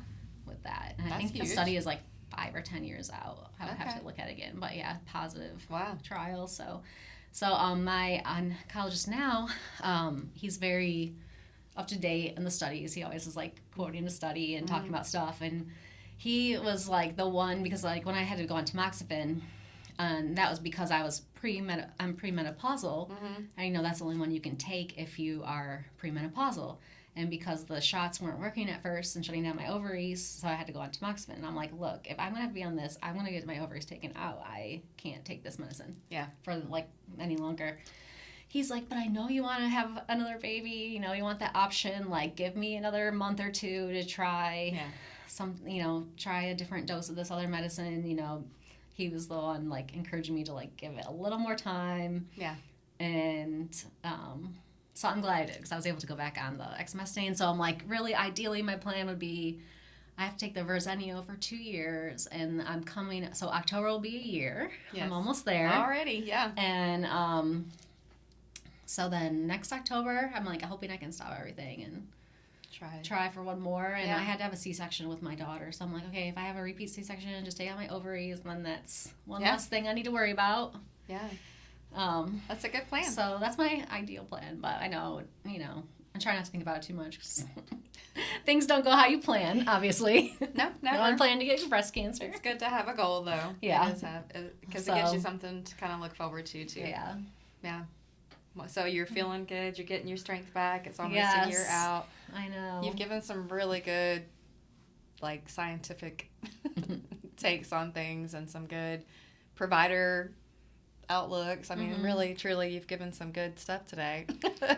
Like, you've even taught me a few things. I have a couple questions I want to ask you later. So ultimately, you know, there's life after cancer. So there is definitely life after cancer. And I don't know, it just like, I feel like just live every day, you know, to the fullest, and you know, spend time with the people who mean more the most to you. You know, I feel like going through cancer, you see who is important in your life too, and and also like just be yourself, because Yeah. you realize like the people who don't matter, no one cares, and people who love you no matter what. That's right.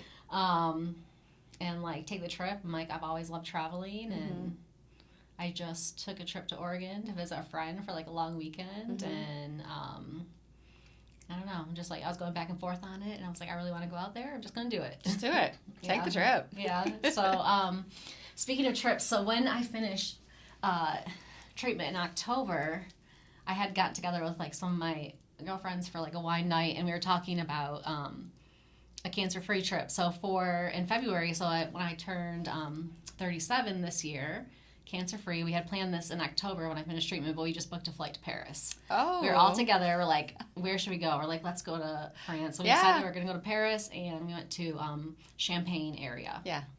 So we just knew, we talk, and we're like, okay, let's book the flight right now. So we're like committed, and can't back out.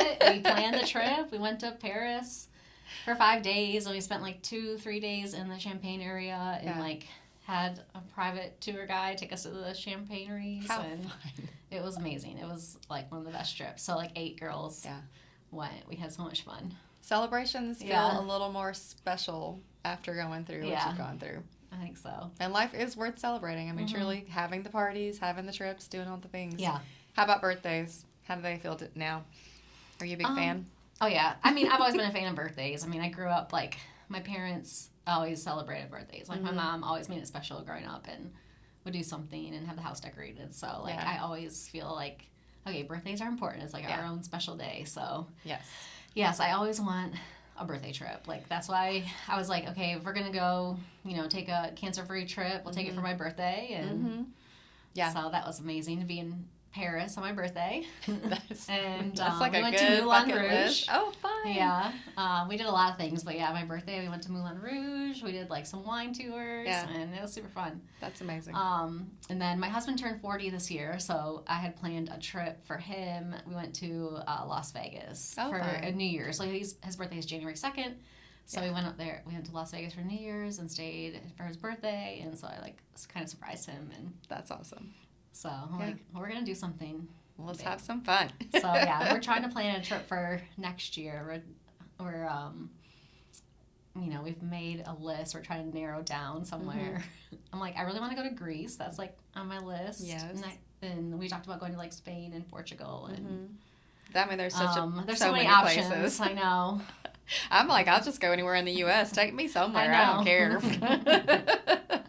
That's amazing. So birthdays are a gift. I think once you face the reality that you might not have anymore, to me, birthdays, I was like, yeah, I'm 45 and I'm proud of it. I had a lady ask me the other day, she said she was joking about how old I was because she thought I was younger than I was. And I was like, no, ma'am, I am 45 and I will shout it from the mountaintops and I will celebrate every year because it's a gift. So, yeah, 100%. I'm like, I love birthdays. So my daughter just turned 3 in July. Like we had a party for her, and she was so funny. So she loves Paw Patrol, so we had a Paw Patrol birthday party, and then after that, like we had friends and kids come, and we got a water slide, of and course.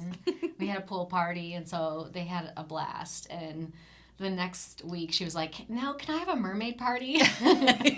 She's like, "That was a lot of fun. That was Let's do it fun. once a week." Let's have a mermaid party. So then, that was right before we had 1 year cancer-free celebration. So it's like, okay, now, my surgery was July 13th. That's my cancer-free day. I'm going to celebrate that now. Yeah. And so we had like a 1 year cancer-free pool party. We got an adult-sized water slide this time.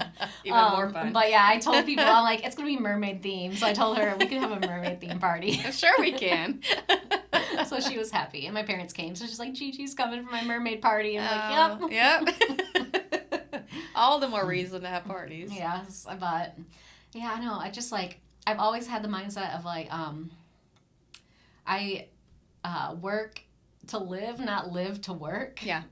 And so even more so now, like, I want to work to make money so I can live and take trips. Go on vacations.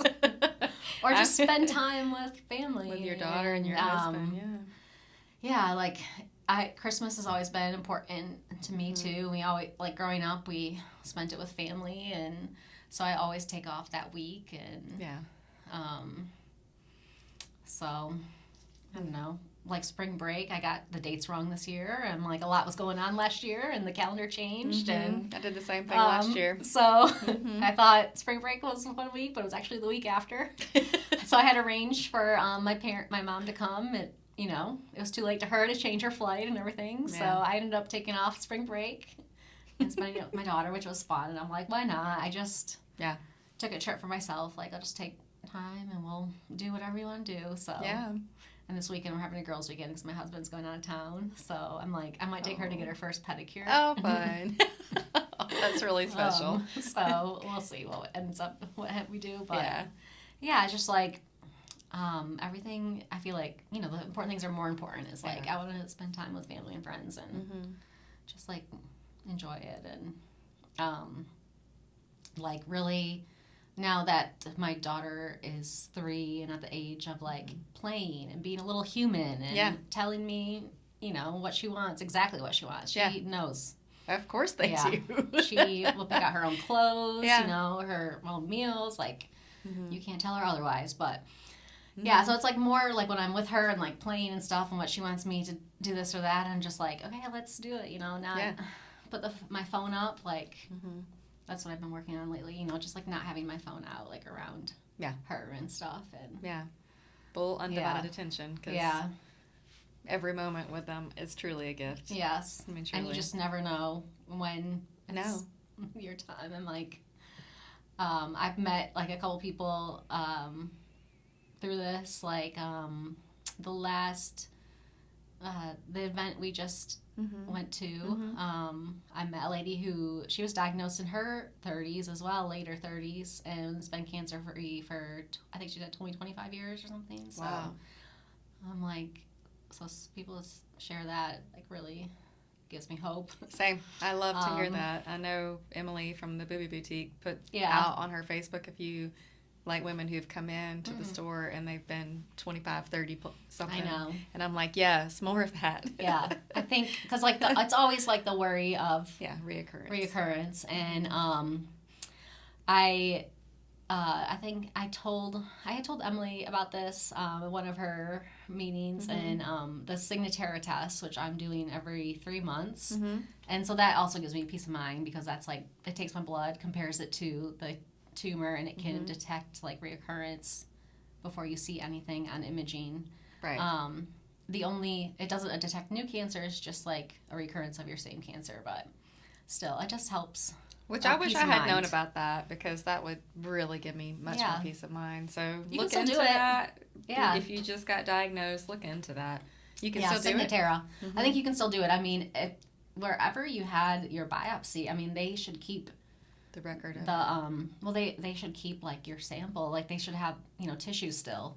And that's all they do is they draw your blood, and that first like blood draw they send off with a sample of your biopsy tissue to the company, and then every 3 months, or I think, or sometimes people do it every 6 months. I think, because I'm just like kind of newly out. Right. I'm doing it every 3 months. When I go into my oncologist, they just draw my blood and send it out, and they get a little chart or report. Yeah. So that would give me so much peace of mind. Yeah, it really... Honestly, the fear of reoccurrence is real. It's definitely real. And especially just all the wonderful people I'm meeting and going to the support groups, it's always kind of in the back of my mind. So I think that anything that could help alleviate some of that, just... scientifically, because I'm very science-oriented too. Like, I want to know what my blood looks like. I want to know what my levels are. I want to know all the things. And so, that's right up my alley. I'm definitely going to look into that. Yeah, because I think you can do it anytime. I mean, I don't know how long they would keep tissue samples, but I would think they would keep them for a couple of years at least. I don't know. Or at least all the information. Yeah, the information and stuff. So definitely peace of mind, because, having a lumpectomy, you're still getting scans. And for the first 2 years, we're getting every 6-month mammogram. I think every 6 months, the right breast, and then yearly bilateral. And then I'm also getting a yearly MRI. So I have that, now I have it kind of timed where my MRI is like in the summer and my mammograms in the winter, so they're opposite of each other, which Yeah, me too. I like having, at least I'm getting checked every 6 months. Yeah, same. It gives me a little peace of mind. Yeah, a little peace of mind. But it is nerve-wracking to go and get a scan again. Every time. Scanxiety is real. Yeah. Yeah. Definitely. Yeah, I did one for I accidentally had mine lined up for my birthday month, and I didn't hear anything, so then I called them on my birthday, and I was like, please just tell me, and she was like, oh, it's all clear, and I was like, whew, and then I was like, I will never do that again. It's like, I'm going to have mine on rotation where it's not around any holiday, around anything that might, like, no Christmas, no nothing. Yeah, so exactly. I'm slowly pushing mine to the months that I want it to, like, every 6 months. So, I know. Yeah, because I don't want to be anxious, because, it does affect mentally. Yeah, definitely. Like all you can think about. Yeah. Yeah. Literally, it's on your mind. You're like, try to ignore it. No.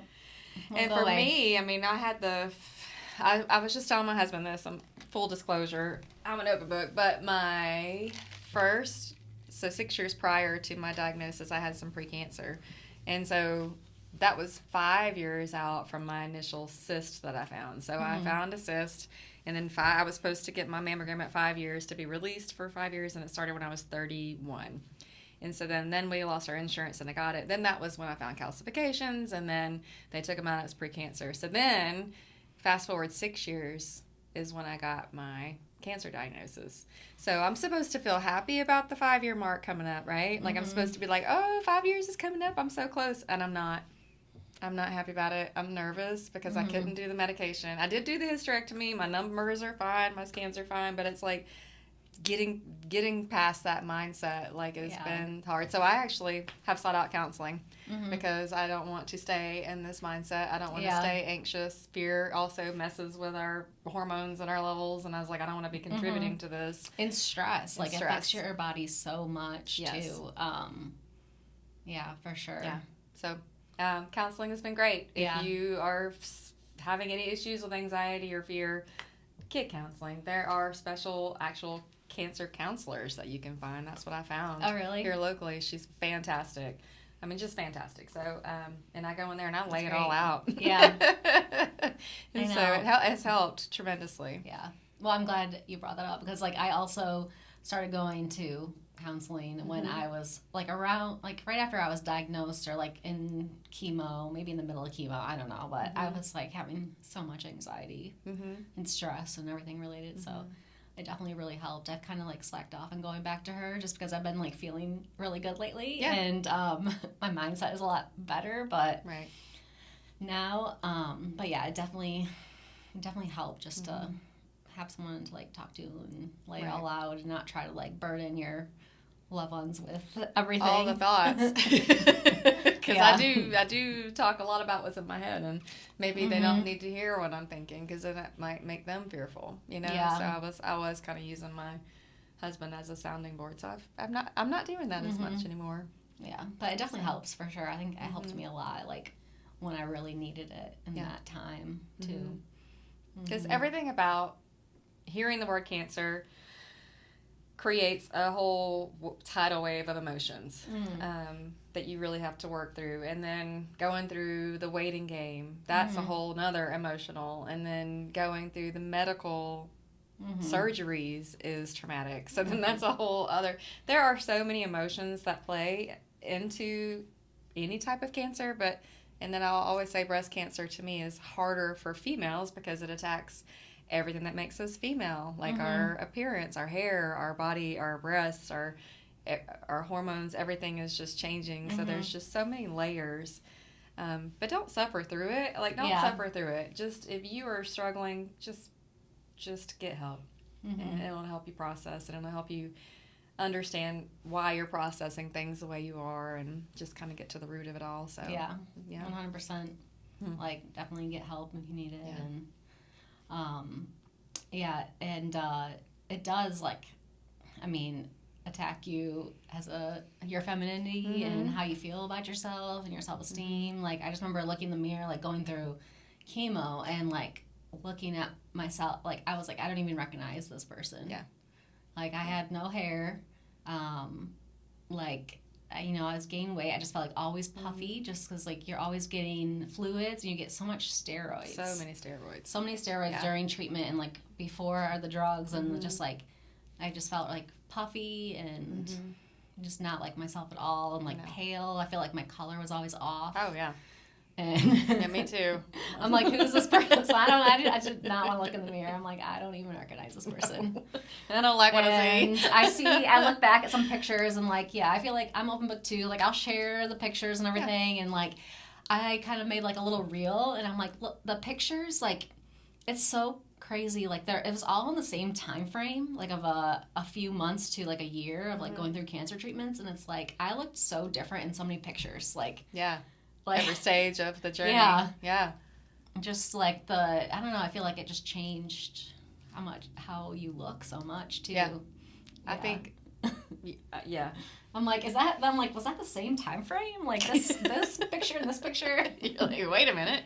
Is that me? Like, who is this person? I was like, that's a lizard lady. Who is she? Because I know, it feels like it ages you too. Yes. Like chemo makes you look so old and ages you so much. It ages you on a cellular level, according to the science. And I'm like, well, my husband's 9 years older than me. And I'm like, hey, honey, guess what? We're the same age now.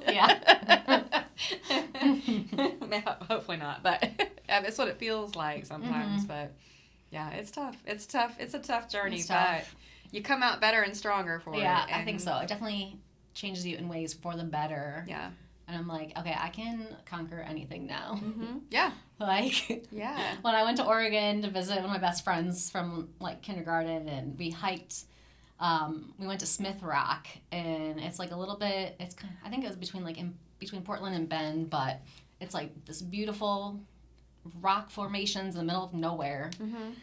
And the hike is 4 miles, and it's, like, straight up a cliff. And I was like, I have to take breaks. I was like, heavy breathing. Yeah. And she's like, okay, if you don't want to do, like, it was scary too. Like, it's like there's, the cliff is right there. You're walking and there's no, like, guardrail or anything, and you're doing the switchbacks and stuff. And I just, like, I'm going to stop and catch my breath before I, like, try to hurry up this steep part, I don't want to, like, fall or anything. And my friend's like, are you sure? Like, if you don't want to do this, it's okay. I'm like, no, we are doing it. We are finishing it. I'm getting to the top. Like, I just need to take a little break. Like, let these people pass us, Yeah. I'm like, I don't have any shame in, like, taking a break. And I'm like, I'm making it to the top. Heck yeah, because I can do hard things. Yeah. I just beat cancer. Yes, I can do anything. Like, I'm going to the top. We're going to take pictures of the top. It's going to be beautiful up there. Like, the view is always worth it when you hike up. Something, and coming down will be easy. Yeah, exactly. But yeah, I'm like, no, I'm doing it. Like, good. Definitely push yourself. Do the hard things. And I feel like it just made, like, also having cancer is like, I don't know that I don't know that I had a filter before, but, like, I don't have one now. I don't know. I just feel like, especially when I'm, like, talking, even, like, at work, talking to patients and stuff, I'll just be like, sometimes just say it how it is, like, maybe we'll just say that's what I do too. Yeah.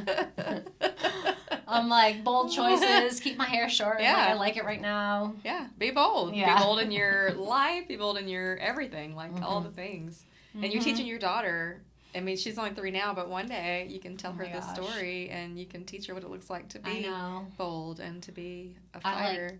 I think that I'm, like, thankful that she was so young and she'll not remember me going through the treatment. I'm like, it's hard with having kids of any age. I think when you do that, and, like, for them to see you, like, sick, and, like, thank God for my mom coming to stay with us, like, many times, like, through chemo and stuff, and take care of her. And, like, I trust my mom with her so much, and she kind of just, like, takes over when she's around. Yeah. And, but, so I know she won't remember at all. She was so young. Yeah, which is also a gift to her, because it is tough. It's tough for them to see. Yeah. So my daughter is 17 now. When she went through it, she was in 8th grade with me, and now all of a sudden she is, like, all about it. And she's, like, so excited I'm doing the channel, and she's so excited to, like, see where I'm taking it and what I'm doing. And, like, she's managing my TikTok account. And so it's just been really cool because, like she was so young Mm-hmm. and seemed brave at the time. We've seen now that there was some stuff that she was going through that we've had to help her through. But like now she's posting these TikToks of me at that time. Uh-huh. And it's really crazy to see myself through her eyes. Yeah. Like with the TikToks and the videos and the pictures that she's putting up. It's just been the most touching thing I think I have ever really experienced as a mom, honestly, because you don't know how they're taking it and how they're processing it. But she's just really, it's been really special. That's awesome. Yeah, she's really special. But and so is my son. But boys are a little quieter with everything. But I'm sure. I mean, like, just thinking back to like that age, like, so she's probably like so scared, you know. Yeah. And I'm her person. Yeah. You know? So she put on a brave face and helped me through it. But the kid aspect is, you just never know how to process and they're that. resilient, and now like sounds like she's doing well. She's doing great, and she's so excited to help me all of a sudden. And I'm like, that's awesome. Such a blessing, such a blessing. Everything is a blessing now. Like literally, it is just a gift. Everything's a gift. Yeah. So for sure, and I think you never know what people are going through, and just be nice to everyone. Yes. Be nice. I just everyone. I just be nice. You don't know what people are going through, and then like to bring awareness to this, like young people being diagnosed with breast cancer, like you don't have to have a family history. Don't have to have like positive genetics or anything. It's just I hope there can be more research to see why like people are so young are getting diagnosed with cancer more. I think I read something like the millennial age group is gonna be like the highest rates of cancer. And there was just like a study, or they looked at all these studies that showed from 2019 to 1999 to 2019, so like over a 20-year span, young people between the ages of, I think it was between 15 and 49, so it was under 50, the rates of cancer increased by 79%. Wow. Yeah. 79. Over 20 years, yeah. Wow. And that, as breast cancer, I think was most common in females, but also kidney cancer, I think colon cancer, pancreatic, different types of cancer too. So, and it's all over the world. It was done, I think there was like 200 countries they looked at. So it's not just the U.S. Okay. But I don't know, even since getting diagnosed, and now I'm trying to be better, more mindful of like things I put in my body or on my body, and just like, beauty products for one, food, like avoiding processed food. And I think the only thing they can like actually link to cancer besides like smoking and alcohol is like processed meats. Yes, it increases your odds by like 40% or something. A lot of processed meats, and then like limit red meat. But yeah, I mean, there's got to be other things like all the. It's the xenoestrogens. I've been doing a lot of research on that. I mean, it could be anything from your laundry soap to your, body soap, your lotion, your candle burning, your, plug-in to make your house smell nice. There's a lot of things. Even a new car emits these chemicals. Wow. And I have a new-ish car, and I was like, or a new mattress, and I was like, so I should live in a bubble. I know. So how do you get rid of all this stuff? I thought I was doing good. I changed my makeup, and I changed like my hair products, and I eat like fruits and vegetables and lean meats. And I try to like eat really healthful. I think that's all you can do. Take those little steps. Yeah. Yeah. Because it's too much. Getting rid of plastic cutting boards, stuff like that. You need a car. You need a mattress. Yeah, what else are you going to sleep on? It's too far. Y'all went too far. I know. It's like, I can handle the vegetables being organic, but like, it was a lot. So Google it for a fun day if you want to know what we're talking about, but don't maybe because life is short. I know. So it's like because you can't avoid all of it. No, it's impossible. I mean, if I eat clean here, that's one thing, but I'm going to go out to eat with my family, and I'm going to enjoy things when I'm out, but anyway, I think it's a balance. I think it's making the little changes that you've been led to find and doing that. Because I think otherwise it's too much. But yeah, for sure. I mean, definitely a balance. I always tell patients and people this, like, especially when they ask me, like, about diet and stuff like that. I'm like, everything in moderation. Like, I mean, like, I'm a sweets person, so if I want to have, like, a dessert or something, then I'm going to have it. Yeah. Like, don't restrict yourself from everything. Like, the little things in life that you got to have joy. You got to have some things bring you joy. Right. Sometimes that's cheesecake, whatever. But that's good advice. I mean, it really is. And just being aware that there's things in the environment that can be harming us. Just knowing the statistics on that is... Yeah, I know. It's like we need an overhaul of our environment. And I'm just like, you know, my daughter's so young. I'm like, what's it going to be like when she's, like, growing up? Yeah. The minute I had my daughter, I started doing the food, the meats especially being the antibiotic free and the hormone free, because I knew I was looking at society as a whole as a new young mother, and I thankfully had my children really young, because if I had waited I probably would not have been able to have them, because I had so many hormonal issues. So I was already on the hormone train since my 20s really, and I was looking at all the little girls getting their periods so much sooner. Oh yeah. Getting, you know, developing breasts so much faster. And I was like, what is happening? There's something happening in our environment. And so that kind of started my whole organic, non-GMO, healthy lifestyle. So when the kids were little, like, I mean, I was so strict. Like, I got mad at my best friend when she gave my kids a cookie one day, because I was like, no sugar, no this, no that. Of course, I've let all that go, but I'm still pretty clean with what I'm eating. But I was so worried for her. Yeah. As a young female, I was like, my gosh, I don't want her to be developing sooner than she needs to. So, like, eliminating fast foods. Like, we didn't do that for a lot of years, because the processed meats and the foods and the chemicals. I mean, it can really get overwhelming, but it can, for sure. There's it's like definitely something. We're just like doing our best, like every day. I'm like, I was like one day at a time. Like, I think a lot of my anxiety and stress, like especially at the beginning, came from just like thinking ahead too far, and like also worrying, like, no, I have breast cancer. Like, why? You know, what did I do to cause this?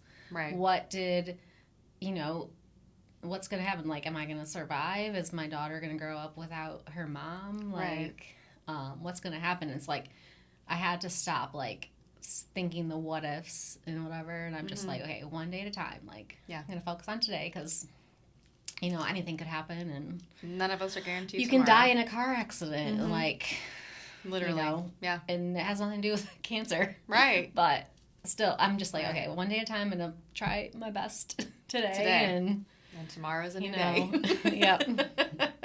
So giving yourself grace and giving yourself the ability to just live and thrive. And I think you are. Well, I think that this has been, I've really enjoyed talking with you today, and thank you for being willing to share your story. Thank you for having me. Yeah, I think this is going to help a lot of people. So if you guys have any questions for Heather, of course, always put them in the comments and we'll connect you guys. But thank you for watching, and stay tuned for more episodes. God bless you.